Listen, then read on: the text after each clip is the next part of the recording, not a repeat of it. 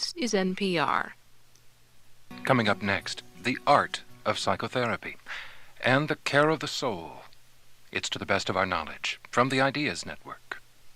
Think of the moment, maybe you've experienced it yourself, when an ordinary person struggling with something, a marriage, a divorce, a death, sits down in front of a therapist for the first time.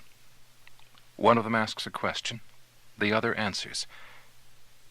How do you describe what happens next? Well, you could make a transcript. You could even videotape it. You could analyze it scientifically, frame by frame. But would you have gotten anywhere near understanding how one person can, maybe, heal another? Harvard psychiatrist Leston has been practicing psychotherapy for many years, and for nearly as many, he's been trying to explain it. Not as a science, but, as the title of his new book suggests, as an art. Margaret Andreasen asked him how he'd describe what a therapist does. Probably the most important thing that a therapist does is listen, make themselves available, receive the ideas and feelings of the patient, and see if they can be processed between the two of them in a way that opens the world up or as the title of this book is, it helps the patient come to life. I want to know more about that process. It seems to me, for example, that anybody who has a friend who's willing to listen, or even a loyal dog who's willing to listen, might not need a therapist. Oh, I think that's quite true. But I don't know about the dogs, although I have a dog that my wife and children and I love, but I'm not so sure that Harry Hooperman Havens is quite the receiving instrument that we need. But friends can be. Real friends are people, in my judgment, who one can be open with and also close to, which is a very surprising thing in human life where so many dangerous things happen between people. To find someone you can be both open with and close to and not be taken advantage of. And also someone, I think it's important to say, someone that you can be alone with, that you don't have to worry about what they're thinking about you. But when you can find people like that, you very often don't need a psychotherapist. But let me tell you, from a long experience of patients in human life, those relationships are rare. So if you have to pay for that, you shouldn't be ashamed, because it's very hard to find in human life. Men particularly have relatively few friendships of that kind, and women have more friendships, but in women's friendships you often see them taking advantage of rather than being safe. I want to understand this difference between taking advantage of and being safe. What does a therapist do that makes the therapist safe? The first thing is listening, receiving what there is.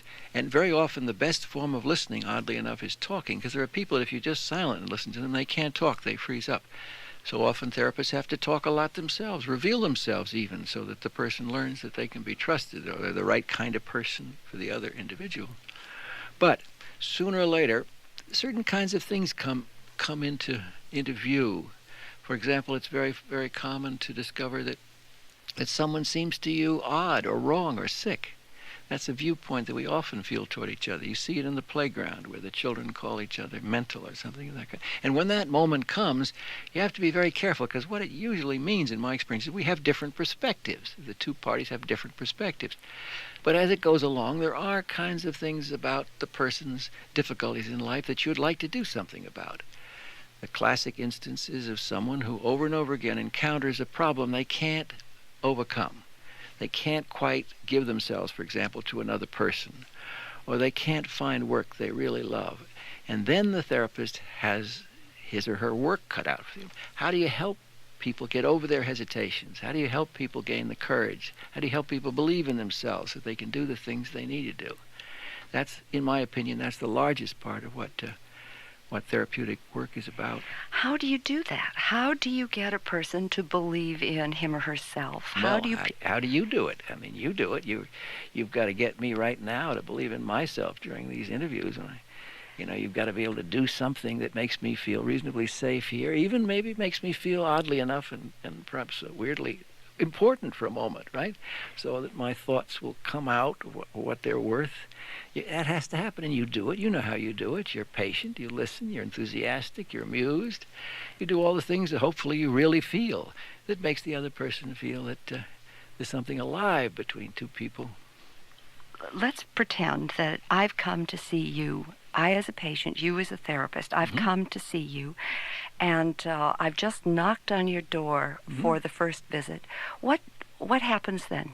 I open the door. Yes. And I probably gesture toward a chair or a couch or something where you're going to sit down. Now, where is this chair or couch in relation to you? Well, it varies. It's in a settled place with me, but the schools of psychiatry tend to place their practitioners in different positions vis-a-vis the patient. That's very interesting. Well, tell me.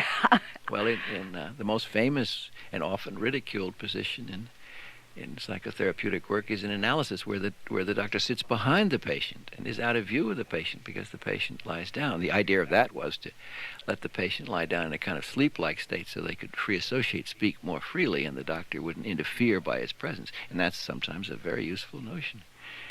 The greatest of the American psychiatrists, Harry Stack Sullivan, thought that the doctor and the patient ought to sit side by side so that the doctor could be on the patient's side. Also because he wanted the patient and doctor to look out at the world, because he saw the problems not the way the analyst did, as emerging from within the mind or the psyche, but instead from a relationship between the patient and the world. That's why it was called interpersonal or social psychiatry. Most of us, however, sit more or less opposite to our patients, but at enough distance so the person has a kind of space of their own away from them. What is it you really want to learn? Do you want to learn about my distant past? Oh, I don't want to learn anything. You don't want to tell me. I like to mind my own business in this work. I want you to decide, to be comfortable. I don't want to be intrusive. The soul, the mind is just like the body.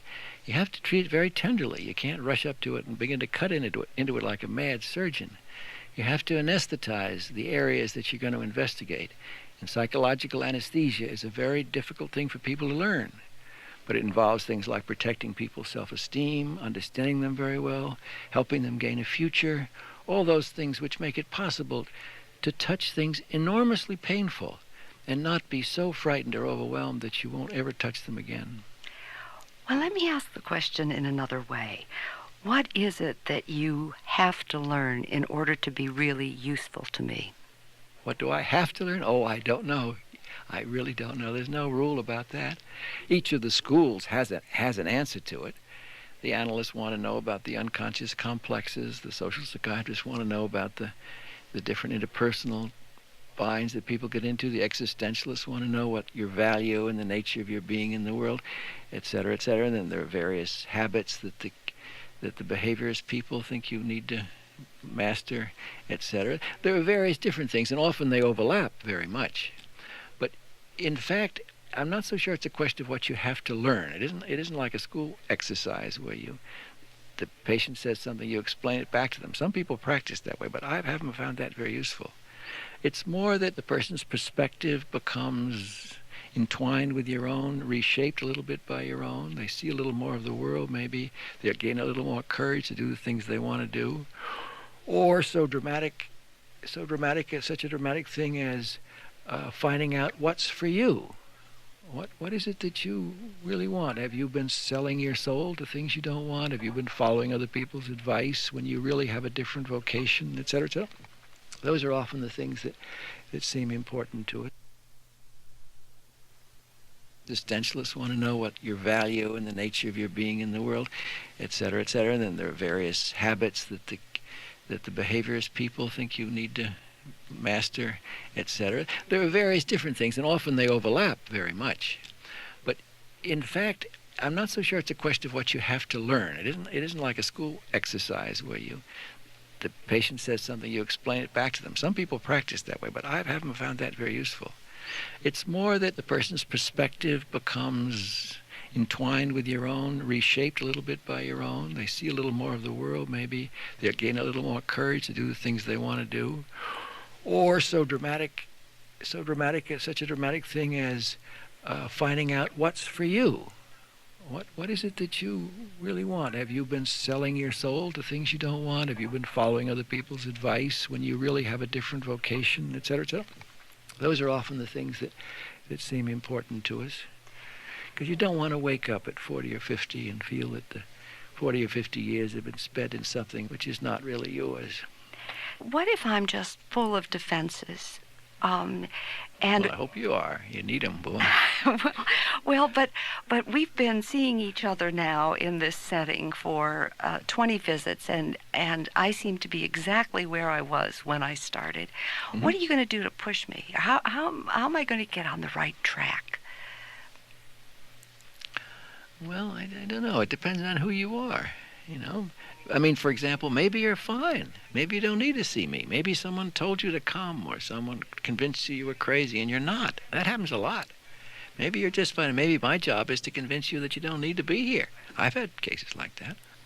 But what if you think I do need to be there? Then what do you... If you do need to be there? Yeah, then what do you say? Well, if I don't say that, obviously. In fact, I probably don't say much. Maybe if you say to me, look, I don't know what I'm doing here, and I say, well, I might say, one, perhaps you don't need to be here. I also say, well, but you keep coming back to A, B, or C, or you keep telling me that you feel bad about yourself, or this, so that I might bring you back to what it was you said that troubled you. How do you know when you've succeeded with me? It seems to me... I don't. I don't want... I'm not even sure I want to know that. I want you to know that. You're the customer.